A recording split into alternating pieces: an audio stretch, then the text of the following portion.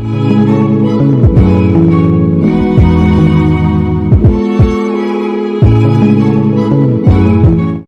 man, Timu Sunglass Shouty. Let's talk about it. I seen that Amir Abdullah or Abdullah Mason. I keep calling him Amir Abdullah. Abdullah Mason did an interview. I think it might have been with Sean Tizell. I don't know, but he said that he's ready for Keshan Davis and for the rest of the champions in the sport of boxing. Now you got to understand the words. Like you really gotta living life and covering shit in general. Listen to what people saying. He said, "I'm ready, but it's up to Top Rank to make that decision." And Top Rank is really their, as far as their fighters, their true investment, their value within Top Rank is they fight library and their real estate. And you're like, well, how do you know that? Reading, you know what I'm saying? Reading. I say two things about this. Like, okay, niggas like, oh, you wouldn't get the views. I know, because YouTube held me back because I talk real shit, right? So I'd rather just talk how I want to talk, and not speak like other guys speak. Like, I don't really care about none of the other stuff. I do this for fun, right? So I always like to speak my truth. I like to keep it real. And, so I'm not going to compromise my channel. It's just not what I want to do. And one day the devil come to cash that check. When you cash that check, he got you coming in. So I'm just not compromising myself, right? But you got to really listen to what these people say. But what I was saying was this. One thing I like about being able to speak how I want to speak is that I have the freedom of will. I don't have any regrets. I didn't have to play a role to be where I'm at. And also, a lot of people fuck with what I say and they help me out. So, people say, it's just you. It's not really. It's a team full of people that help me out, believe it or not. A lot of the information that I get is because people respect how I speak and respect how I stay on code. I stay on the code of boxing. When I'm talking boxing, I stay on the code of boxing. We'll talk race. We need to be talking race about, and it's the Olympic of professional sports. It's a race-based sport, so you can't really avoid it, right? But it's afforded me the luxury for people to respect what I do, and I respect that, right? I'd rather be respected, you know what I'm saying, than love for being somebody who I'm not. And a lot of these niggas on here, that's why you see them, they come, they go, because that's not who they really are. But you gotta listen to what they say. And it was up to Top Rank. It's up to Top Rank. So Top Rank real investment as far as the product, outside of the fight library and outside of the real estate, as far as the fighters, it's in they've invested into their young people, young fighters. They invested into signing that whole Olympic class, Richard Torres and them. They invested into the youth. It's cheaper, and also you could build the product up. And Top Rank has a reputation for building product up and then going elsewhere. That's what it is. But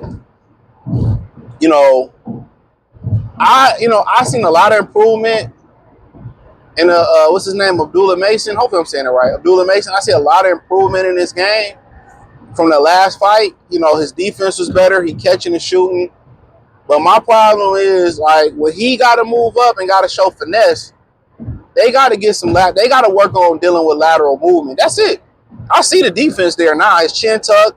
At 20 years old, he's so easy to mold. 21. He talked about how Mike Tyson was the world champion at 20, youngest heavyweight champion in the world. Rafael Benitez is the youngest champion there will ever be, because unless the rules change, I think he was 18. You know what I'm saying? And you got to understand that. I think that brother dealt with a drug addiction.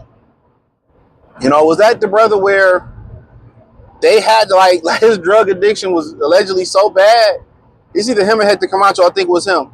His drug addiction was so bad that they had to have people on watch. The night before the fight, I think he fought Sugar Ray Leonard. They had people to watch the doors, the balconies and shit, so he wouldn't escape to go get high. So look how phenomenal he was as a fighter. You know what I'm saying? Imagine if he didn't get that addiction. And a lot of people don't understand those addictions that people get. And I don't know if y'all follow the other channel, Free Game 89. The link's in the description and it's in the link tree.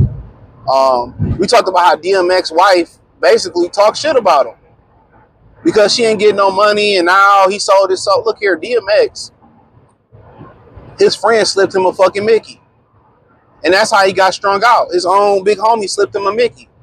So when you that young, it's hard to shake a crack addiction. When you a crack baby, you got no chance but failure. Damn, his shit tail whipping and shit. Hope it ain't a horse back there. Yeah, this nigga trailer tail whipping. I don't know what's going on, but I'm going to keep my distance. I think it might be a horse back there. But so, like I said before, don't nobody really got sympathy. Really, people don't have sympathy for what you've been through. And that's the sad shit about it. When you a man, don't nobody care how you got to where you got.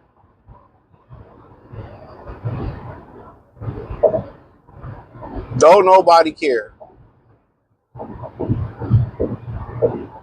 how you got to where you got. But, like I said, with Abdullah Mason, I seen the improvement in his last fight. I don't have to, they doing a good job with him. At first he was just young fighters just think their power is everything. You see pitchers that think they fastball is everything. So, do I think he ready? I ain't shit. You're 21 years old, you won it all. You see Norman, 23 world champion. To me, it really ain't no rush, but I'm older now. So I understand being patient instead of jumping right in the pool and going to the deep end. When you're young, you feel like you're invincible and all that. But also, it's a thin line. Some of these young puppies get destroyed. They get in there and they just get mentally destroyed. And they never reach their full potential again. Now, he got equipment back there. Ain't no horse looking at the truck.